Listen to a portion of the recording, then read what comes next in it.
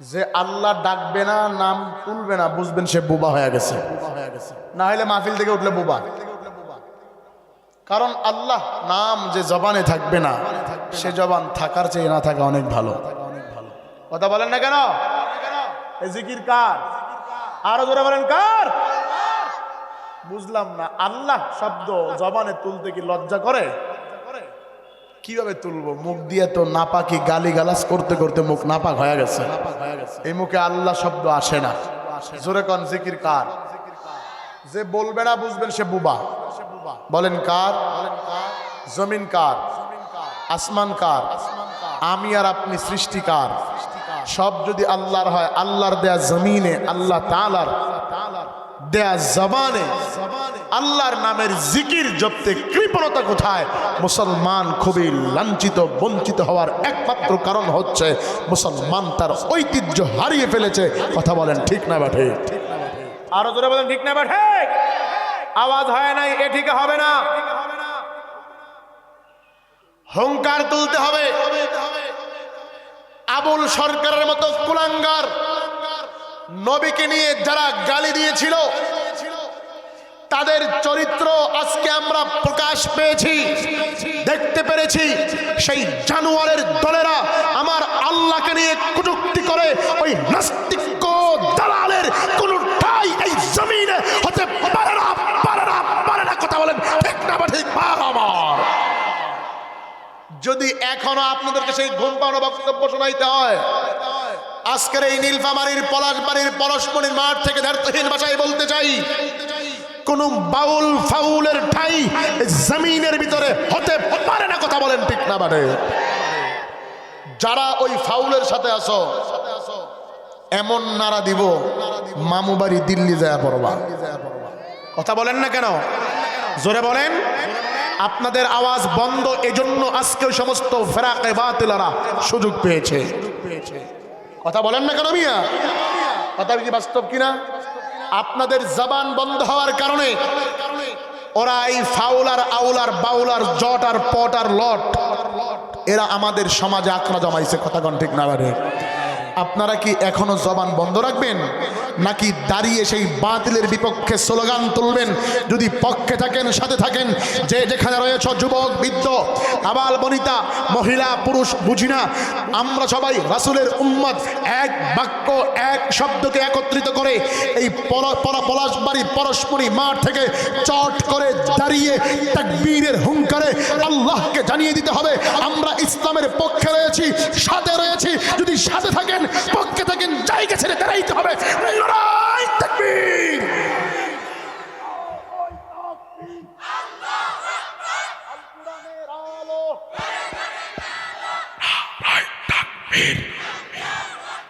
দেখেন তোকে দাঁড়ায় নাই, বুঝবেন সে আউল বাউলের দালাল। কথা বলেন না কেন? ঠিক না বাঠে? আরো জোরে কোন ঠিক না বাঠে?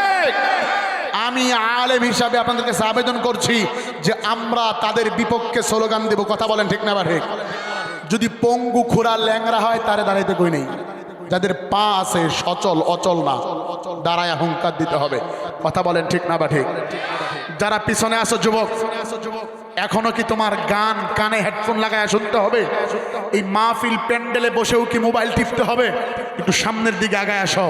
আজকে আমরা এখান থেকে দ্ব্যর্থহীন ভাষায় বলতে চাই, ওহে মালিক, আপনাকে নিয়ে যারা ব্যঙ্গচিত্র করে, আপনার অস্তিত্বকে নিয়ে যারা টানা হেসরা করে, এদেরকে জমিনের ভিতরে এমন দৃষ্টান্ত উপস্থাপনা করবেন যাতে করে কোনো আর নাস্তিক এগুলো বলতে সাহস পায় না। কথা বলেন ঠিক না বেঠে? আরো জোরে বলেন ঠিক না বেঠে? ওহে রাজ্য, ওহে রাজা, সেলাই করো আমার ঠোঁট, বালু চাপা দিয়ে মগজ আমায় বানাও পক্ষীয়ট। কেমনে করি বন্ধ দুটো, কেমনে করি রুদ্ধ গান, অবাক হয়ে তাকিয়ে দেখি সারা দেশটাই গোরস্থান। কথা বলেন ঠিক না বাঠে? এই আঙ্গুল তুললে একটু ঠিক বলবেন। আমি কি এই মাঠে আজকে নতুন, নাকি এর আগে আসছি? কয়বার আসছি? 3 বার। ঠিক না? এবার নিয়ে 3 বার। 3 বার যদি আসি, আমার কি কোয়ালিটি আপনারা জানেন না ইনশাল্লাহ। একটু আঙ্গুল তুললে ঠিক বলতে রাজি আছেন সবাই? আজকের এই মাহফিলটাকে সাকসেস করতে রাজি আছেন সবাই? আমি মারাত্মক মানসিক টেনশনে আছি। খোদার কসম কোরআন সামনে মারাত্মক মানসিক টেনশনে যদি আব্দুস সবুর ভাইয়ের মাহফিল না হয় অন্য কারো হইতো, খোদার কসম আমি আসতাম না। আমি খুব পেরেশানির ভিতরে এসে আপনাদের সামনে এসেছি নিজেকে জাহির করার জন্য না, 2-4 মিনিট কথা বলবো। শুনতে রাজি আছেন সবাই? পিছনের ভাইয়েরা রাজি আছেন সবাই? তাহলে হাত তুলে তাকবীর দিতে হবে। পারবেন পারবেন পারবেন পারবেন? লিল্লাহে তাকবীর। ওহে রাজ্য ওহে রাজা আমরা প্রজা ক্ষুদ্র কীট, পাওনা দাবি চাইতে গেলে ঝাঁঝরা কেন আমার পিঠ। স্তব্ধ আমার কলম খাতা যায় না লেখা পদ্ম গান, স্তব্ধ আমার কলম খাতা যায় না লেখা পদ্ম গান। অবাক হয়ে তাকিয়ে দেখি সারা দেশটাই গোরস্থান।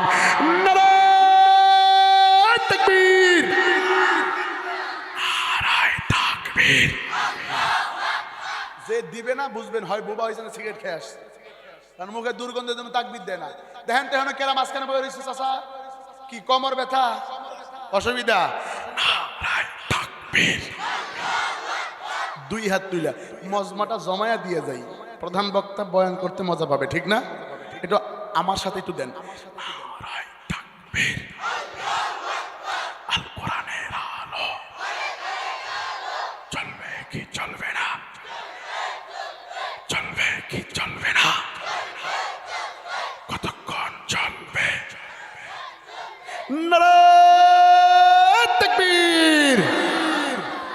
সব বক্তার ওয়াজ তো বইসেই শুনবেন, আমারটা দাঁড়ায়া শুনতে রাজি আছেন সবাই?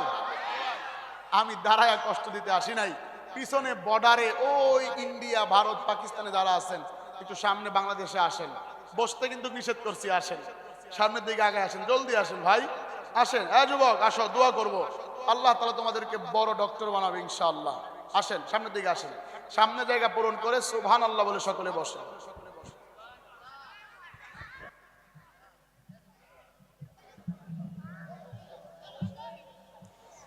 জিকির করেন লা ইলাহা ইল্লাল্লাহ, লা ইলাহা,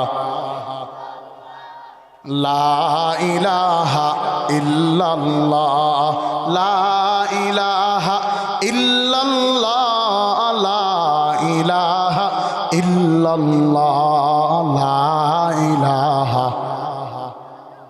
জোড়ে লা ইলাহা ইল্লাল্লাহ, লা ইলাহা। ও তুই এই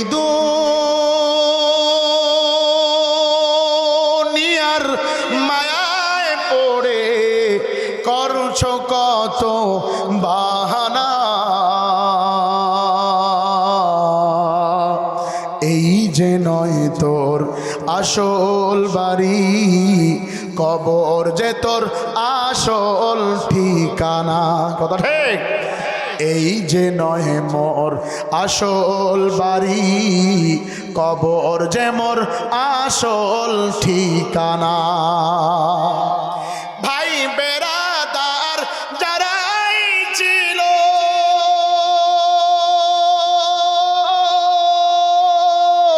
একই একই সব হারালো, পূর্বপুরুষ যারাই ছিল একই একই সবাই গেল, তুমি আমি কেউ রব না, তুমি আমি কেউ রব না, দিতে হবে রওয়ানা। এই যে নয় তোর আসল বাড়ি, কবর যে তোর আসল ঠিকানা। লা ইলাহা, জোড়ে লা ইলাহা ইল্লাল্লাহ, লা ইলাহা ইল্লাল্লাহ, লা ইলাহা ইল্লাল্লাহ, লা ইলাহা।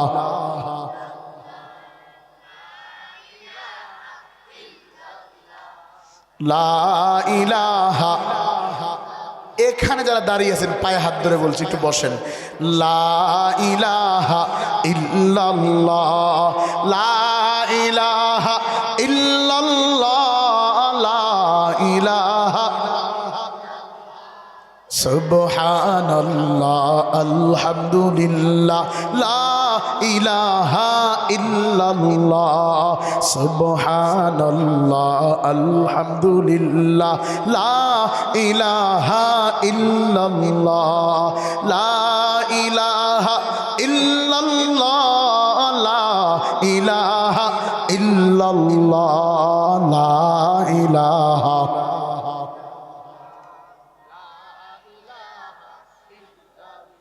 জোড়ে লা ইলাহা লা ইলাহা ইল্লাল্লাহ মুহাম্মাদুর রাসূলুল্লাহ। জবান খুলে পড়েন সাল্লাল্লাহু আলাইহি ওয়াসাল্লাম। আলহামদুলিল্লাহ।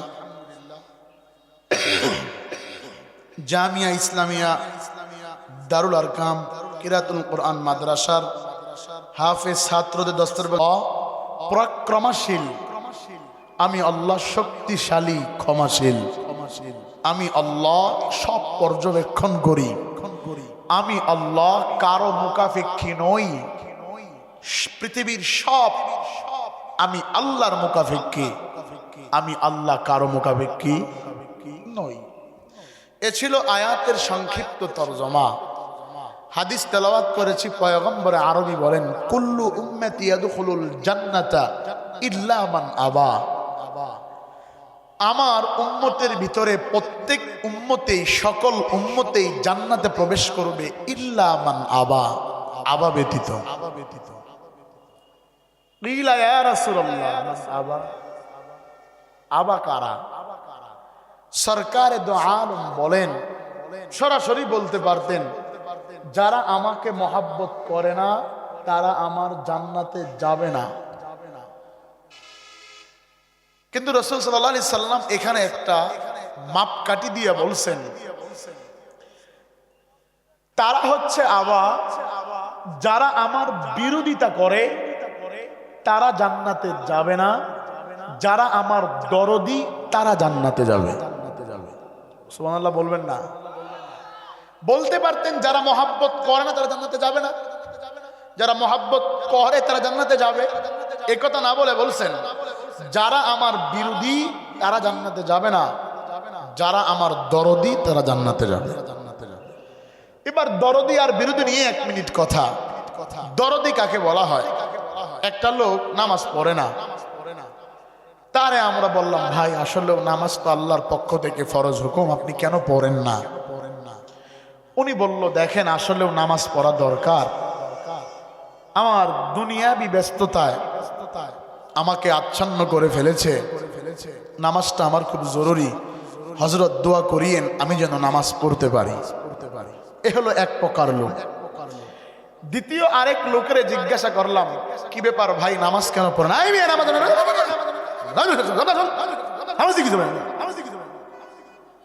এই দুই ব্যক্তির ভিতরে পার্থক্য আছে না নাই? প্রথম নম্বরের দিলে কি আছে?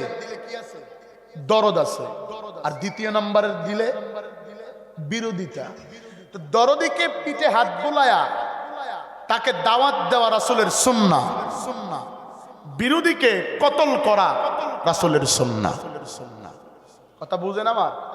তো আমরা কি দরদি হতে চাই না বিরোধী হতে চাই? আরো জোরে কোন, দরদি না বিরোধী? সেই হাদিসের দৃষ্টিভঙ্গিতে আমরা যদি একটু মাপ করি, পঞ্চগড়ের কাদিয়ানী রাসূলের দরদি না বিরোধী? জোরে কোন। তারে এখন কাফের ঘোষণা করা আমাদের জন্য ফরজ না? জোরে কোন। কথা কি আমার বুঝছেন বা? তো এ ছিল আয়াতের সংক্ষিপ্ত তরজমা। আল্লাহ তাআলা যদি আমাকে তৌফিক দেন প্রথম অধ্যায়ে আয়াত নিয়ে কিছু কথা বলবো, এরপরে বাকি হাদিস নিয়ে কিছু কথা বলবো ইনশাআল্লাহ। আয়াতের ভিতরে আল্লাহ তাআলা প্রথমেই মৃত্যু দিয়েছেন, এরপরে হায়াত দিয়েছেন, মানে জন্মই করে নাই আগেই মরণের কথা। এটা সংক্ষেপে একটু বোঝাচ্ছি। আপনি সৈয়দপুর থেকে বিমানবন্দরে যদি আপনি ধরেন ঢাকা এয়ারপোর্ট থেকে বিদেশে যাবেন, সৌদিতে যাবেন, দেখবেন ভিসা লাগানোর সময় আপনাকে বলবে জনাব আপনি কবে ব্যাক করবেন, কবে ফিরবেন। কেন ফিরার কথা আগে কেন? ওটার উপরেই আপনাকে মেসেজ করবে, ওটার উপরে ডিপেন্ড করবে যে আপনি ব্যক্তিটা সৌদি আরবে গিয়ে কোন হোটেলে উঠবেন। 3 মাসের ভিসা করছেন, 3 মাস পরে ব্যাক করবেন, আপনার পিছনে গোপনে গোয়েন্দা লাগায়া দিবে। দেখো তো এ বাংলাদেশ থেকে আমার সৌদির কোনো ভাবমূর্তি নষ্ট করে কিনা, সে রাষ্ট্রদ্রোহী কোনো কাজ করে কিনা, তার উদ্দেশ্য কি, সে কোন হোটেলে উঠেছে, তার কর্ম কি, কি কাজে এসেছে, গোয়েন্দা লাগাবে কি লাগাবে না। খুব বুঝছেন তো আমার কথা, যে যাওয়ার আগে কেন আসার টিকেটের কথা বলে। ঠিক তদ্রুপ আল্লাহ তাআলা আমাকে আপনাকে সৃষ্টি করার আগেই বলেছেন, বান্দা তোমার মৌত আমি আল্লাহর হাতে, তোমার জীবন শেষ আমি আল্লাহর কাছে। তুমি জানো না, কিন্তু তোমাকে যে আমি এই 60 বছরের হায়াতের জিন্দেগি দিয়েছি, আমি আল্লাহ তোমাদের পিছনে 2টা সিসি ক্যামেরা লাগাইয়া দিছি। কয়টা? সেই 2টা সিসি ক্যামেরা 2 কাঁধে। একটা নাম হলো কেরামান কাতিবিন, 2টা হলো কেরামান কাতিবিন। আপনি ভালো লেখেন আর খারাপ লেখেন, ভালো করেন আর খারাপ করেন, আপনি সাংবাদিক কলমে কি লেখেন লেখেন, কিন্তু ক্যামেরাতে ভিডিও হচ্ছে কি হয় নাই। যদি কোনো ঘরে সিসি ক্যামেরা থাকে, আমরা সেখানে গিয়া নিজেকে মনে হয় একেবারে উম্মাদ হয়ে থাকি, নাকি একটু পরিপাটি করে, যাতে করে সিসি ক্যামেরায় মনিটরে দেখতেছে আমার কি চরিত্র, আমার কি আচরণ। তো আল্লাহ তাআলা ঠিক তাদ্রুপ বান্দা বান্দির 2 কাঁধের উপরে সিসি ক্যামেরা লাগায়া তাদের জীবনের হিসাব স্ক্যান মনিটর করে কিয়ামতের মাঠে হাজার হাজার কোটি কোটি আল্লাহর গোলামের সামনে সেটা প্রদর্শনী করবেন। সেখান থেকে বাঁচবেন কিভাবে? বাঁচার জন্য আপনার পদ্ধতি হলো আল্লাহর পক্ষ থেকে পয়গম্বরকে স্কিল দিয়ে দিয়েছেন, নবী আমার। আপনি বলেন, যদি তারা এই জায়গা থেকে নিজেকে ফিরিয়ে আনতে চায়, ফিরিয়ে আনে, সূরত হলো 5টা। কয়টা? যদি কোনো ব্যক্তির ভিতরে এই 5টা সূরত, 5টা গুণ থাকে, বুঝবেন তার আমল নামা স্ক্রিনে উঠবে ইনশাআল্লাহ ভালো। গুণ কয়টা? জোরে কোন, আওয়াজ দিয়া বলতে হবে কয়টা? একটা তাকবীর লাগান, নারায়ে তাকবীর। আওয়াজ হয় নাই, আরো জোরে তাকবীর লাগান, নারায়ে তাকবীর। পলাশবাড়ির নীলফামারীর মুসলমানের, আরে দুনিয়ার কোনো দিকে খেয়াল করবা না, খুব মনোযোগ, মন মানসিকতাও ভালো না। আসার আগে কোর্ট থেকে হাজিরা দিয়ে আসছি, দুনিয়ার কোনো দিকে খেয়াল করবা না। কোরআনের কথা বলার কারণে কতই না হামলা মামলা হয়েছে, দুনিয়ার কোনো দিকে লক্ষ্য করবা না, একটু মনোযোগ লাগায়া দাও। আল্লাহ তাআলা পবিত্র কালামুল্লাহর ভিতরে পয়গম্বরকে জানায়া দেয়, ও নবী আমার, আপনি আপনার উম্মতদেরকে জানায়া দেন, তারা যদি ভালো আমলের প্রতিযোগিতা করে, আমল বেশি লাগবে না, অল্প আমল করবে। পয়গম্বর বলেছে, আখলিস দীনাকা ইয়াকফিকাল আমালুল কলিল, আমল এত বেশির প্রয়োজন নাই, তবে যেটা করবা সেটা মনোযোগ লাগায়া করবা, অল্প আমল করবা। ও বন্ধু, যদি আমল ভালো হয়, আমলের দরজা যদি ভালো হয়, আপনার আমার জন্য আল্লাহ তাআলার পক্ষ থেকে বারাকা নাজিল হবে। আল্লাহ পাক রব্বুল আলামিন ডেকে বলে, পয়গম্বর আপনি মানুষদেরকে জানায়া দেন, যারা নিজেকে মুত্তাকি, পরহেজগার, ঈমানওয়ালা, ঈমানদার দাবি করবে, তাদের ভিতরে 5টা বৈশিষ্ট্য থাকবে। ঈমানের বৈশিষ্ট্য থাকবে কয়টা? আর জোরে কোন কয়টা? আওয়াজ দিয়া বলতে হবে কয়টা? 1 নাম্বার বৈশিষ্ট্য, ইন্নামাল মুমিনুনাল্লাযীনা ইযা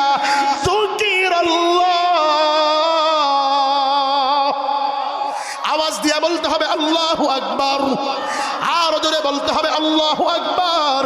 আল্লাহ তাআলা জানা দেয়, 1 নাম্বার মুমিনের জিকিরের বৈশিষ্ট্য জিকরুল্লাহ, আল্লাহ তাআলার জিকির, আল্লাহ তাআলার নামের জিকির। যারা নিজেকে মুমিন দাবি করবে তাদের জবানের ভিতরে আল্লাহ তাআলার জিকির থাকবে, তাদের জেহেনের ভিতরে আল্লাহকে পাওয়ার ফিকির থাকবে, হাতে করবে হাতের কাজ, জবানে থাকবে আল্লাহ তাআলার জাতি সিফাত। বুখারীর বর্ণনায় এসেছে জিকিরের ভিতরে শ্রেষ্ঠ জিকির হলো চারটা। এখানে মুহাদ্দিস সাহেব আমার উস্তাদ সমতুল্য হুজুর বসা। ও বন্ধু খুব মনোযোগ, আল্লাহর পয়গম্বর বলেছে চারটা হলো আফজল জিকির। 1 নম্বর সুবহানাল্লাহ, 2 নম্বর আলহামদুলিল্লাহ, 3 নম্বর আল্লাহু আকবার, 4 নম্বর লা ইলাহা ইল্লাল্লাহ। এই চারটা হলো শ্রেষ্ঠ জিকির। এই জিকিরগুলো বান্দা বান্দির জবানের ভিতরে হর হামেশা বাজতে থাকবে। বান্দা বান্দি রাস্তা দিয়ে হাঁটবে তো আমার আল্লাহকে ডাকবে, বান্দা বান্দি কাজে যাবে তো আমার আল্লাহকে ডাকবে, বান্দা বান্দি দোকানদারি করবে তো আমার আল্লাহকে ডাকবে, বান্দা বান্দি গাড়ির পরিবহনের দায়িত্ব পালন করবে তো আমার আল্লাহকে আল্লাহ বলে স্বীকার করবে। কিন্তু আজকে মুসলমানেরা আল্লাহকে আল্লাহ বলে ডাকে না, মুসলমানেরা আল্লাহর জিকির করে না, মুসলমানেরা মালিকরে পাওয়ার আশা করে না।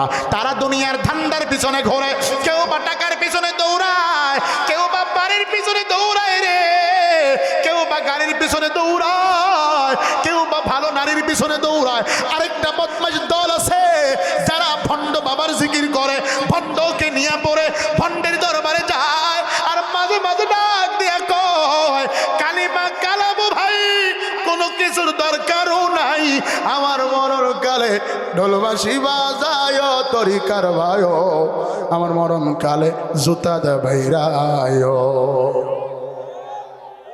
জোরে কর, আরো আস্তে কর, চলবে চলবে। আমার মন না হয় ভালো, একটু আপনারা ভালো করে দেন, চলবে। জোরে কর। ভণ্ড আছে না নাই? আমার আমার আগে বারবার মেসেজ এসে হুজুর ওই যে ব্যাপারটা একটু কই দিন, ওই সঙ্গীতটা কমু বলবো, আপনাদের পরিচিত সঙ্গীত বলবো বলবো, ওরা দেখবেন মাঝে মাঝে গায় কালিমা কালামো ভাই, কোনো কিছুর দরকারও নাই, আমার মরণ কালে ঢোলবাসি বাজায় ও তরিকার ভাই, আমার মরণ কালে জুতা দে ভাইরায়। আমি বলি কালিমা কালামো ভাই, সব কিছুর দরকার আছে গো তাই, আমার মরণ কালে আতর সুরমা চন্দন লাগায় তরিকার ভাই, বিসমিল্লাহ বলিয়া মাটিতে দাফন করিও। আরো জোরে কোন আছে না নাই? জিকির করবে, আল্লাহকে ডাকবে, চারটা আফজল জিকির সুবহানাল্লাহ, আলহামদুলিল্লাহ, আল্লাহু আকবার, লা ইলাহা ইল্লাল্লাহ। কিন্তু এরা এই জিকির করে না, এরা গিয়া মাজারে বসিয়া পীরকে খুশি করার জন্য বাবা বাবা বলে ডাকে, আব্বা আব্বা বলে ডাকে, আবার মাঝে মাঝে ডাকে রে দয়াল বাবার নাম ধরিয়া ডাকার পর এরা মাঝে মাঝে ডাক দেয়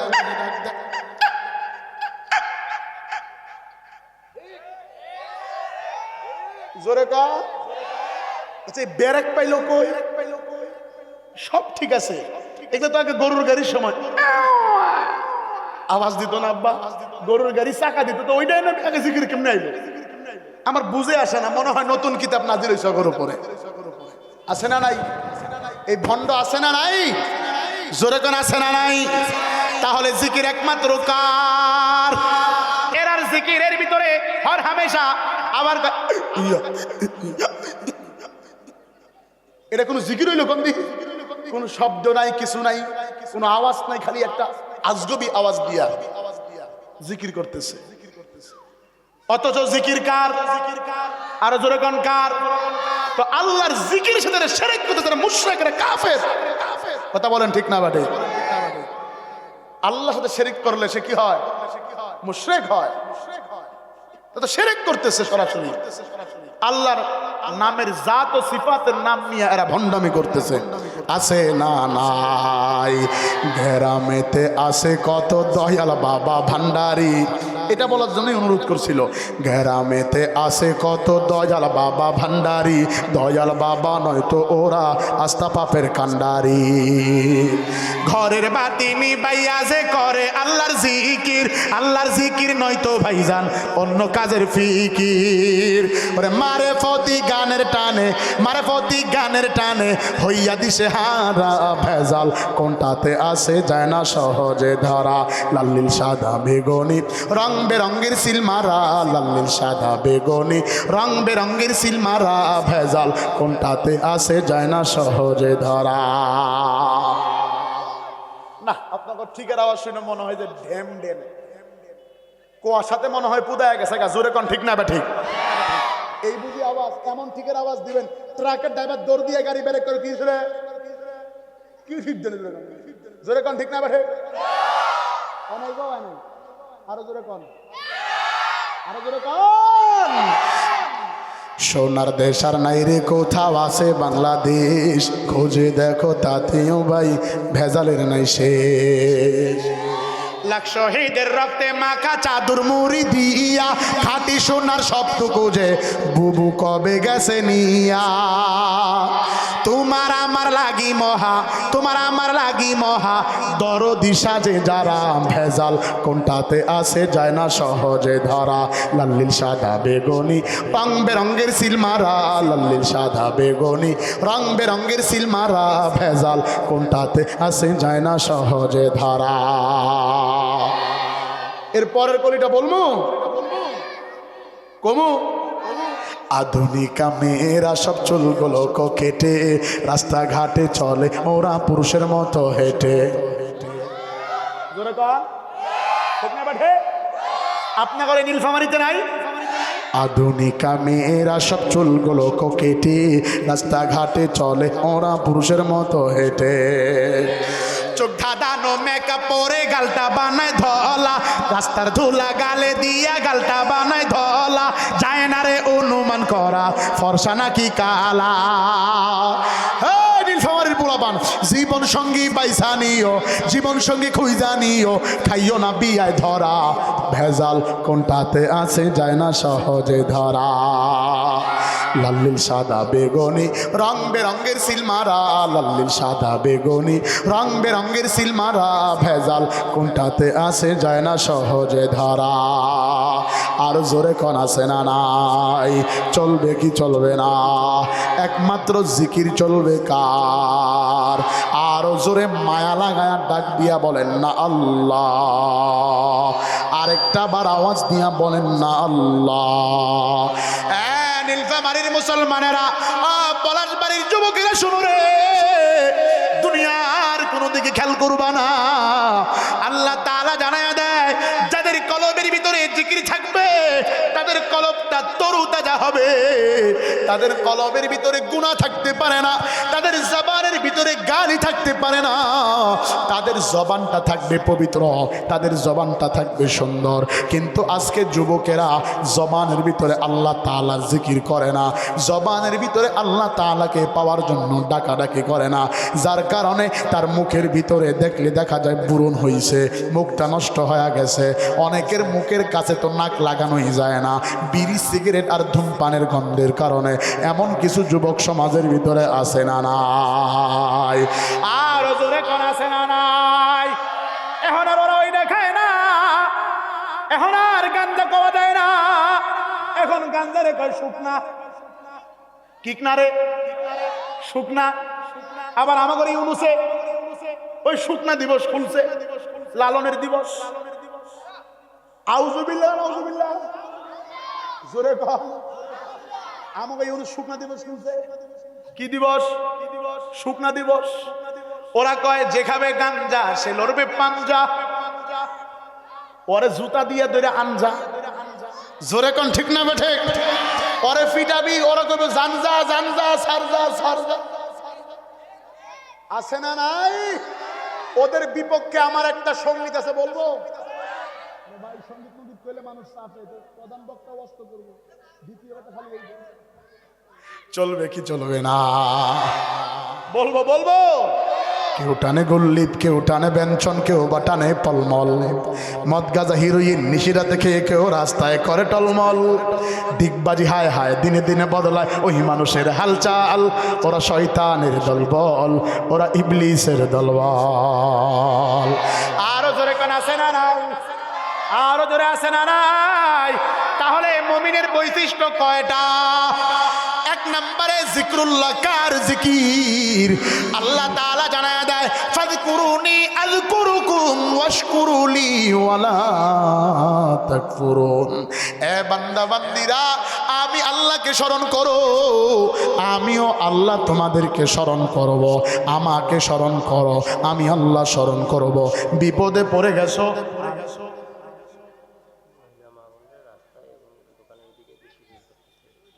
আম্মা জানেরা, আপনারা কি দোকানদারি করতে আইছেন নাকি? অনেক মহিলা দোকানে গেছে, কারণ আমি অষ্টা শেষ করে বলতে চাইতেছি। লাড়িয়াটা রেডি করেন। মা বোনদেরকে রিকোয়েস্ট করব, জলদি আপনারা আপনাদের পর্দার সহিত বসার জায়গা করছে এখানে ঢোকেন, নাহলে কিন্তু আপনাদের ধুয়ে দিয়ে যাবো। যেই মেয়েটা রাস্তাঘাটে মাথায় কাপড় নাই, বুঝতে হবে সেই মেয়েটার লজ্জা শরম নাই। কথা কন না কে? কয়েলামু বলবো না? এই দেখেন মেয়েরা ঢুকতেছে ঘরে, ঢুকুক, পরে এটা হাতে রাখলাম জমা, পরে কমুনে। ঠিক আছে ইনশাল্লাহ? চলবে কি চলবে না? একটা তাকবীর লাগান, নারায়ে তাকবীর। মুমিনের বৈশিষ্ট্য কয়টা? এক নম্বরে জিকির। কার? আল্লাহ তাআলার জিকির। আল্লাহ তাআলার জিকির তার দিলের ভিতরে হর হামেশা বাজবে। মালিকরে পাওয়ার জন্য ফিকির করবে, মালিকরে পাওয়ার জন্য দৌড়াবে। আল্লাহ তাআলা জানায়া দেয়, বান্দা বান্দি তোমরা যদি আমাকে পাওয়ার জন্য হেঁটে হেঁটে আসো, আমি আল্লাহ তোমাদেরকে নেওয়ার জন্য দৌড়ায়া দৌড়ায়া আগাবো। একটা বার মায়া লাগায়া কলিজার মহাব্বত দিয়া বলা যাবে কি মারহাবা। তাহলে এক নাম্বার আল্লাহর জিকির, ঠিক না? এখানে বসিয়াও অনেকে মোবাইল টিপতেছে, আমি দেখতেছি, নিজের বড় পণ্ডিত মনে করছে। ও বন্ধু শুনো, জেহেনটা যেহেতু এখানে আসছো, একটু বসে গেছো, মনোযোগ লাগায়া 2-4 মিনিট কথা শুনে যাও, দুনিয়ার কোনো দিকে খেয়াল করবা না। তাহলে মুমিনের এক নম্বর বৈশিষ্ট্য হলো জিক্রুল্লাহ। আল্লাহ তাআলার নামের ডাকাডাকি, আল্লাহ তাআলার নামের স্মরণ করা, আল্লাহকে পাওয়ার পিছনে দৌড়ানো। একটা বার মায়া লাগায়া বলা যাবে কি মারহাবা। মুমিনের 2 নম্বর বৈশিষ্ট্য, ওয়া ইদা তুলিয়াত আলাইহিম আয়াতুহু যাদাতুহুম ঈমানা। আল্লাহু আকবার। এ নীলফামারীর মুসলমান শুনো রে, দুনিয়ার কোনো দিকে খেয়াল করবা না, খুব মনোযোগ। এখানে যারা স্টেজে বসা, ওনাদের পায়ের জুতার দুলি সমতুল্য ইলিম আমার নয়। তোমরা যারা নিচে বসে গেছ, তোমাদের পায়ের জুতার আনার যোগ্যতা আমার নাই। এলেমার যোগ্যতার বাহাদুরি দেখায়া বসি নাই। আমি আমার আল্লাহর সাথে তোমাদেরকে সম্পর্ক লাগায়া দিতে চাই। আল্লাহকে আল্লাহ বলে একটা মায়া লাগায়া ডাক দেওয়ার জন্য একটু শাহাদাত আঙ্গুলটা সবাই উপরের দিকে তোলো, জলদি করে তোলো, জলদি করে তোলো। এই চেহারাটাকেও উপরের দিকে ঘোরাও, একটা মায়া লাগায়া আমার আল্লাহরে একটা ডাক দাও না আল্লাহ। আরো জোরে ডাক দাও আল্লাহ।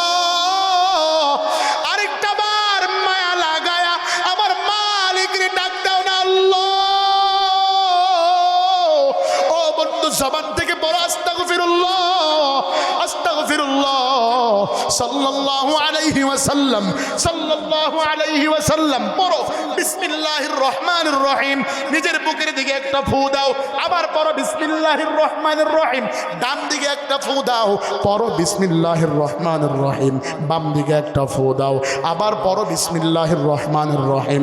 স্টেজের দিকে একটা ফু দিয়া দাও। ও মহিলা প্যান্ডেলের আম্মা জানেরা, পুরুষ প্যান্ডেলের বাপ ভাইয়েরা, দুনিয়ার কোনো দিকে খেয়াল করবা না, একটু মনোযোগ লাগা দাও। জীবনের শেষ বয়ান হিসাবে বয়ান করতেছি, কোনো দিকে লক্ষ্য করবা না।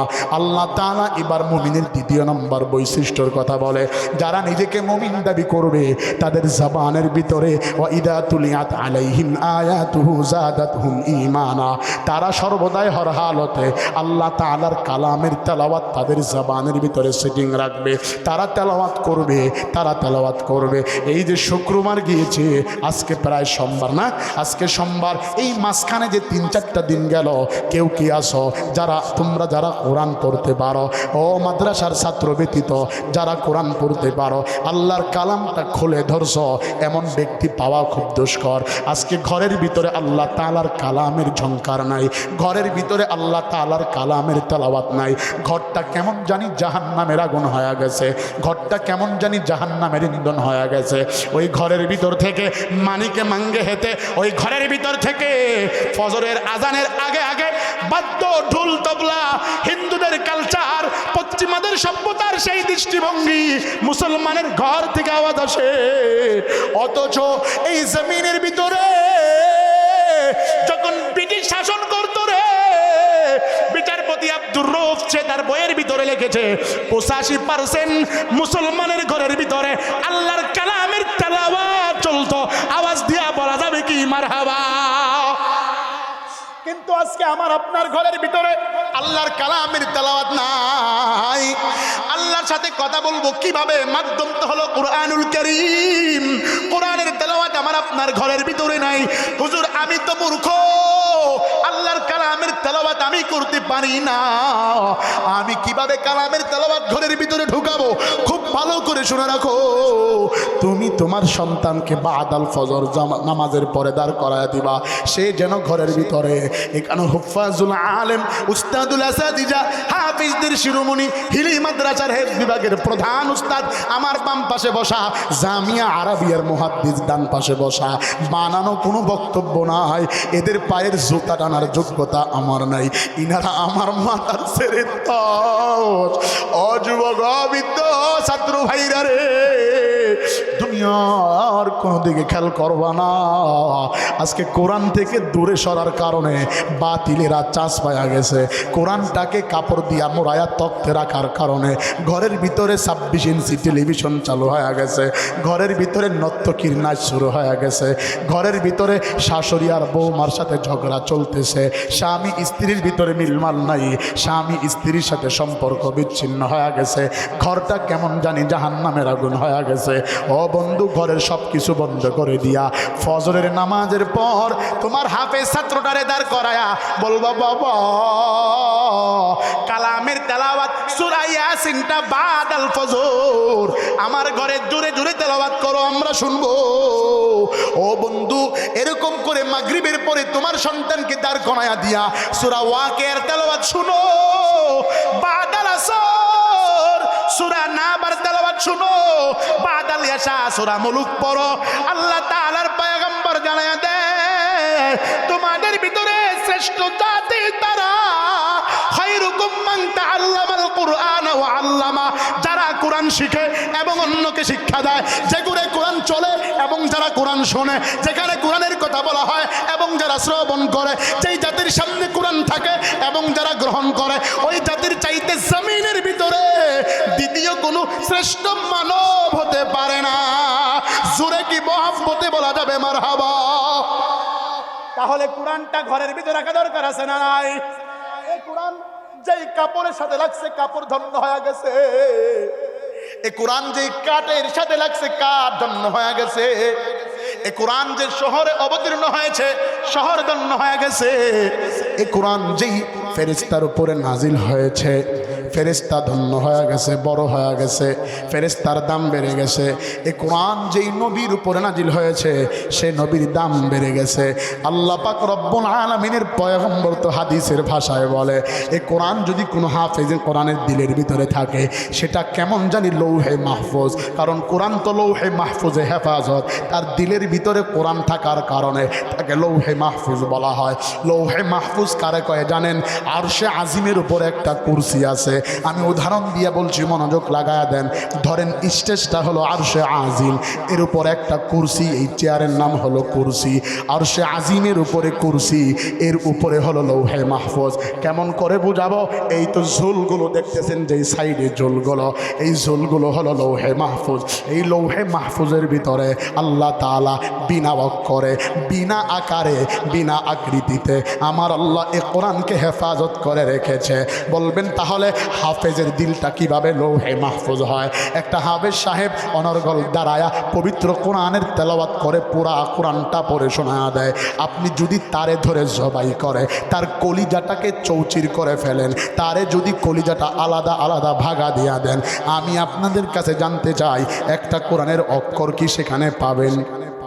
জোরে কোন পাবেন? তো এদিকেই মিসদাক ফিরায়া আল্লাহর পয়গম্বরের ভাষ্য অনুযায়ী মুফাসসিরিনে কেরামগণ বলেছেন, প্রত্যেকটা হাফেজ হলো লৌহে মাহফুজের অধিকারী। তারা যখন দিল ভাঙা সুরে আল্লাহর কালামের তেলাওয়াত করবে, জান্নাতের ভিতরে এক একটা সিঁড়ি পাড়ি দেয়া দিয়া রে নবীদের সাথে তাদের আসন হয়ে যাবে। তারা কতগুলা সুপারিশ করবে তার কোনো সীমা রেখা নাই। আমরা সাধারণত জানি একজন হাফেজে কোরআন 10 জনকে সুপারিশ করে জান্নাতে নিয়ে যাবে, কতগুলো নেবে তার কোনো সীমা রেখা নাই। ওয়া ইউতিল্লাহ ওয়ার রাসূলা ফাউলাইকা মাআল্লাযীনা আন'আমা আল্লাহু আলাইহিম মিনান নাবিয়্যিন ওয়াস সিদ্দীকিন ওয়াস শুহাদা ওয়াস সালিহ। এই সালেহ শব্দের ব্যাখ্যা করতে গিয়া মুফাসসিরিন কেরামগণ বলেন, সালেহ বমানা উলামা, সালেহ বমানা পীর মাশায়েখ, সালেহ বমানা হাফেজে কোরআন, সালেহ বমানা আল্লাহওয়ালা, সালেহ বমানা আহলুল্লাহ, সালেহ বমানা আহলে সুন্নাহ ওয়াল জামাত। জোরে কোন মারহাবা। আল্লাহ পাক রব্বুল আলামিন পবিত্র কালামুল্লাহর ভিতরে জানায়া দেয়, ও নবী আমার, আপনি তাদের সামনে পড়েন, উতুলু মা উহিয়া ইলাইকা মিনাল কিতাব। আওয়াজ দিয়ে বলতে হবে আল্লাহু আকবার। আল্লাহ তাআলা জানায়া দেয়, ও পয়গম্বর, আপনি তাদের সামনে এই কালামের তেলাওয়াতটাকে ওপেন করে দেন, তাদেরকে বুঝায়া দেন। এই কালাম যদি কেউ অ্যানালাইজ করে, কালাম যদি কেউ গ্রহণ করে, কালাম যদি কেউ পড়ে, জীবনটা তাদের গোল্ডেন হয়ে যাবে। জোরে কি বলা যাবে? মারহাবা। আল্লাহ পাক রব্বুল আলামিন কালামের শুরুতেই ডাক দিয়া কয়, যালিকাল কিতাবু লা রাইবা ফি হুদাল লিল মুত্তাকিন। আওয়াজ দিয়া বলো না আল্লাহু আকবার। আর জোরে বলতে হবে আল্লাহু আকবার। আল্লাহ তাআলা ডাক দিয়া কয়, ও নবী আমার, আপনি কালামের তেলাওয়াত বন্ধ রাখবেন না, আপনি এই কোরআনের তেলাওয়াত জারি রাখেন। যদি কেউ নিজেকে মুমিন দাবি করে রে, সে যেন আল্লাহর কালামের তেলাওয়াত জারি রাখে। আল্লাহর পয়গম্বর বলে, আমি তো মালিকের এই কালামের তেলাওয়াতের মাধ্যমে বেদিন কাফের মুশরিকদেরকে ইসলামের ভিতরে দাখিল করতে সম্ভব হয়েছে। এই কোরআনের ঝংকার যাদের দিলের ভিতরে গেছে, তারা তো ইসলামের দিকে দীক্ষিত হয়েছে। কোরআনের আওয়াজটাকে বন্ধ করে দেওয়ার জন্য আবু জেহেল উতবা সাহেবা তো কম চেষ্টা করে নাই। একদিনের ঘটনা, আবু জেহেল তো গোটা এলাকার ভিতরে ঝটিকা বৈঠক করে বলল, মুহাম্মদ যে হুজরাখানার ভিতরে আল্লাহর কালামের তেলাওয়াত করে, মুহাম্মদের জবানটাকে বন্ধ করে দাও। এবছর যারা আরবে বণিক দল আসবে, ব্যবসা করার জন্য যারা আসবে, তাদেরকে তারা যেন মুহাম্মদের ঘর পর্যন্ত না পৌঁছে প্রত্যেকটা পাহাড়ের চূড়ায় চূড়ায় স্বেচ্ছাসেবক লাগায়া দাও। তাদেরকে যেন বারণ করে দেয় যে তোমরা মুহাম্মদের হুজরাখানায় আসবা না। এই ঘরের ভিতরে একজন পাগল থাকে, তার কাছে কেউ আসবা না। এই ঘরের ভিতরে একজন জাদুকর থাকে, তার ঘরের কিনারায় কেউ আসবা না। হযরতে মুহাম্মদ সরকার দো আলমের জবান থেকে আল্লাহর কালামের তেলাওয়াত বন্ধ করে দেওয়ার জন্য আবু জেহেল উতবা সাহেবা পায় তারা করেছে। শুধুমাত্র এটা করেই ক্ষান্ত হয় নাই, আবু জেহেল তো মুহাম্মদ নবীর কাছে চ্যালেঞ্জ করেছিল, হ্যাঁ মুহাম্মদ, তোমার কোরআন তো বানানো, এটা আমরা তো এটার মতো নকল কোরআন বানাইতে পারবো। আল্লাহর নবী চ্যালেঞ্জ গ্রহণ করেছিল। তখন আবু জেহেল সূরা ফিল ইমরুল কাইস নামে এক সাহিত্যের মাধ্যমে এই কোরআনের বিপক্ষে আরেকটা সূরা লিখেছিল। সে লিখেছিল আল ফিলু মাল ফিল ওয়ামা আদরাকা মা ফিল। এটা রেখে বাইতুল্লাহর সামনে টানা দিছে। মানুষগুলো আসছে আর বলছে এটা মানব রচিত, আর মুহাম্মদ যেটা পড়ে সেটা আল্লাহ প্রদত্ত। একটাবার মায়া লাগায়া বলা যাবে কি মারহাবা। আবু জেহেলের চান্দি গরম। আমি তো কবিরে দিয়া কোরআন থামাইতে পারলাম না, ইমরুল কায়েস রে দিয়া পারলাম না। লিখেছে আল ফিল মাল ফিল ওয়া মা আদরাকা মা ফিল, আলাম তারা কাইফা ফাআলা রাব্বুকা বিআসহাবিল ফিল। এর বিপক্ষে সে লিখছে, টানায়া দিছে। দেখে কেউ খায় না, কয় চলে না রে। হ্যাঁ, ইমরুল কায়েস কি লেখছো, ভালো লাগে না। মানুষ বলে মানব রচিত, বন্ধ করো। ইমরুল কায়েস লেখা বন্ধ করে দিছে, আর পারে না। আবু জেহেল কয় না না, মুহাম্মদের এই কালামের আওয়াজ যদি চলতে থাকে গোটা জমিনের সব বাতিল শক্তি মুহাম্মদের পক্ষে হয়ে যাবে। জোরে বলেন মারহাবা। আবু জেহেল এবার ঘুর ষড়যন্ত্র করলো, খুঁজে খুঁজে দেখে আরবের ভিতরে সবচাইতে সম্ভ্রান্ত কে, কারে সবাই মানে। আবু জেহেল যুবকদের ভিতরে টার্গেট করলো, টার্গেট করে দেখে হযরতে মুসাব ইবনে উমায়ের, সে সময়ের সবচাইতে বড় লোক। কিতাবের বর্ণনা এসেছে মুসাব ইবনে উমায়ের গায়ের ভিতরে দামি পারফিউম ব্যবহার করত, পায়ের জুতাগুলা ছিল স্বর্ণের। বন্ধুদেরকে নিয়ে প্রত্যেক বেলা খানা খাইত, 70 জন বন্ধুকে নিয়ে এক বেলা খানা খাইত। খানা শেষে যেই পাত্রে বন্ধুরা খানা খাইত সেই পাত্রগুলো ছিল স্বর্ণের, এগুলো বন্ধুদেরকে হাদিয়া দিয়ে দিত। এমন শৌখিন সম্ভ্রান্ত ফ্যামিলির সন্তান হযরতে মুসাব ইবনে উমায়ের।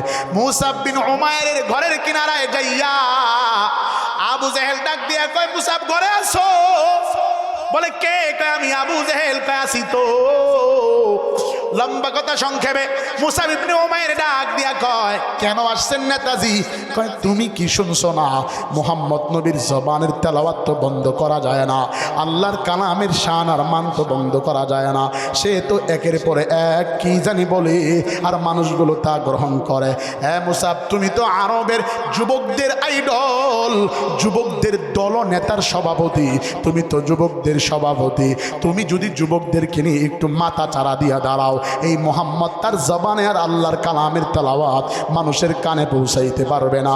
হ্যাঁ মুসাব, আমি তোমার চাচ্চু হিসাবেও আছি, আমি তোমার মুরব্বিও আছি, আমি তোমার একজন বড় নেতা, আমারে সবাই সম্মান করে। তুমি আমার কথা রাখবা কিনা বলো? ঠিক আছে আপনি চলে যান, আমি এটা ভেবে দেখব। মুসাব ইবনে উমায়ের শিক্ষিত ফ্যামিলির সন্তান, ভালো বংশের সন্তান। মুসাব ইবনে উমাইরকে বলছে, আব্দুল্লাহর বেটা মুহাম্মদ এই কালামের তেলাওয়াতের মাধ্যমে মানুষদেরকে ম্যাগনেট করিয়া, জাদু করিয়া, চুম্বকের মতো আকর্ষণ করিয়া তাদের ঈমান নষ্ট করতেছে। তারা লাত উজ্জা থেকে ফিরে আসতেছে। তারা কোন আল্লাহর ইবাদত করতে চায়?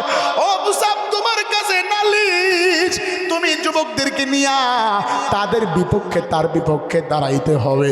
মুসাব ইবনে উমায়ের দিন যায়, কথাটা মাঝে মাঝে দিলের ভিতরে ভেসে উঠে। হায় আবু জেহেল কার কথা বলে, আমি তারে চিনি না, তার ব্যাপারে আমি জানি না।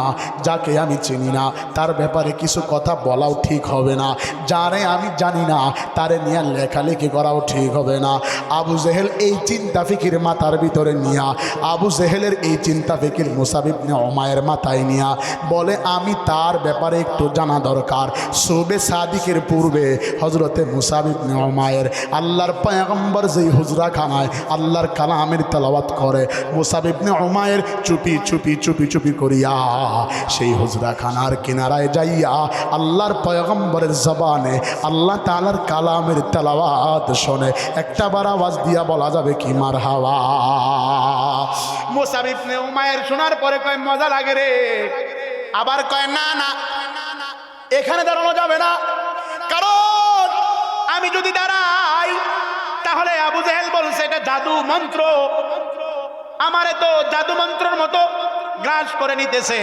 না না, দাঁড়ানো যাবে না। আবার চলে যায়, আবার মনে মানে না, কি সুন্দর মধুর তেলাওয়াত, আবার ঘুরিয়ে আসে, আবার যায়, আবার ঘুরিয়ে আসে। এমন বহুদিন চললো। চলার পরে মুসাব ইবনে উমাইর বলে, না না, আজকে আমি একটু ফজরের পরে সুবে সাদিকের পরে আমি এবার মুহাম্মদের জবানের তেলাওয়াত শোনার জন্য যাব। হযরতে মুসাব ইবনে উমাইর আল্লাহর পয়গম্বর ফজরের পরে দিনের আলোতে আল্লাহর কালামের তেলাওয়াত করে। মুসাব ইবনে উমাইর হুজরা খানার সামনে একটা গাছের সাথে হেলান দিয়া আল্লাহর নবীর জবানের কালামের তেলাওয়াত শোনে। আল্লাহর পয়গম্বর লক্ষ্য করে তাকায় দেখে কে জানি দূরে দাঁড়ায়া দাঁড়ায়া মধুর কালামের তেলাওয়াত শুনে। আল্লাহ নবী বলল, তালহিনা, এদিকে আয়, যুবক এদিকে আয়। কি তোমার নাম, বাড়ি কোথায়, কোথায় তোমার পরিচয় রে? আমি তো ফজরের আগে আগে তোমার গায়ের এই গ্রানটা মাঝে মাঝে পাই। তুমি কি এর আগে আসছো কিনা বলো, জোরে কোন মারহাবা। তুমি কি এর আগে আসছো কিনা বলো, আমি মাঝে মাঝে এই গ্রান পাই। হ্যাঁ মুসাব, কি তোমার নাম? বলে, আমার নাম মুসাব ইবনে উমাইর। বাড়ি কোথায়? দেখলে তো দেখা যায় সম্ভ্রান্ত ফ্যামিলির সন্তান। বাবা তুমি আমার চাদরে বসো। আল্লাহর পয়গম্বরের চাদরে মুসাবকে বসায়া ডাক দেয়া কয়, হ্যাঁ বাবা বাসা কোথায়? বলে, এই তো বাড়ি এখানে। সম্ভ্রান্ত ফ্যামিলির সন্তান, তোমার গায়ের পারফিউমের গ্রানটা আমি তো প্রায় প্রায় পাই। বলো তুমি এর আগে আসছো কিনা? মুসাব ইবনে উমাইর আর চারজন্বিত হয়ে গেল। ব্যাপার কি রে? আমি হুজরার পিছনে আসিয়া তার কালামের তেলাওয়াত শুনছি। তিনি জ্ঞান পায়া এত বিচক্ষণ, এত চোখওয়ালা, এত চৌখুশ, এত এত মেধাওয়ালা যে আমার জ্ঞান দেখিয়া আমারে চিনে ফেলেছে। ও নবী, আমার মিথ্যা কথা বলবো না, আমি এর আগেও আপনার জবানে আল্লাহর কালামের তেলাওয়াত শোনার জন্য আসছি। আজকে আর দিলে বাধা মানে না, আমি সরাসরি চলে আসছি। নবী আমার, আমি এমনিতে আসি না। আপনার চাচা আবু জেহেল আমার বাসায় গিয়ে আমারে আপনার বিপক্ষে লেলিয়ে দিছে, কিন্তু আমি তো আপনাকে চিনি না, না চিনিয়া কিভাবে আপনার বিরোধিতা করি। এজন্য আমি আপনাকে দেখার জন্য আসছি, টেস্ট করার জন্য আসছি, পরীক্ষা করার জন্য আসছি। দেখি আপনি আসলেও, আপনি যে পাণ্ডুলিপি তেলাওয়াত করেন, আপনি যে কালাম তেলাওয়াত করেন, এটা কি দুনিয়াবি কোনো কবি সাহিত্যের গদ্য পদ্য কিনা, নাকি আল্লাহর দেয়া কালাম, এটা যাচাই করার জন্য আসছি। আল্লাহর নবী এবার মুস্কি হেসে ডাক দিয়া কয়, মুসাব তে কি বুঝলা, এটা কি আসলে মানব রচিত কোনো গ্রন্থ নাকি আল্লাহ প্রদত্ত? মুসাব বলে, লা শাক্কা লা রাইবা ফি, এতে কোনো সন্দেহ নাই, কোনো শক নাই, কোনো টেনশন নাই, চিন্তা নাই, কোনো ভয় নাই। দ্ব্যর্থহীন ভাষায় বলতে পারি, হাদা কালাম রব্বি, এটা হলো একমাত্র আল্লাহ তাআলার কালাম। আল কোরআনের সৈনিক আমি, নেই তো পরাজয়, এক আল্লাহর গোলাম আমি, এই তো পরিচয় আমার, এই তো পরিচয়। জোরে কোন ঠিক না বেঠে? বলবো নাকি শেষ? বলবো। আল কোরআনের সৈনিক আমি, নেই তো পরাজয়, এক আল্লাহর গোলাম আমি, এই তো পরিচয় আমার, এই তো পরিচয়। কোরআন হাদিস শাসনতন্ত্র, রাসূল আমার নেতা, উৎসাহ মোর চির অম্লান, ইতিহাস বীর গাথা। এক আল্লাহ সারা আমার দিলে, এক আল্লাহ সারা তোমার দিলে, নেই তো কোনো ভয়। এক আল্লাহর গোলাম আমি, বলেন না, এক আল্লাহর গোলাম আমি, এই তো পরিচয় আমার, এই তো পরিচয়। আল কোরআনের সৈনিক আমি, নেই তো পরাজয়, এক আল্লাহর গোলাম আমি, এই তো পরিচয় আমার, এই তো পরিচয়। এই পৃথিবীর সবই নকল, এই পৃথিবীর সবই নকল, আসল কিছু নয়। এক আল্লাহর গোলাম আমি, এই তো পরিচয়।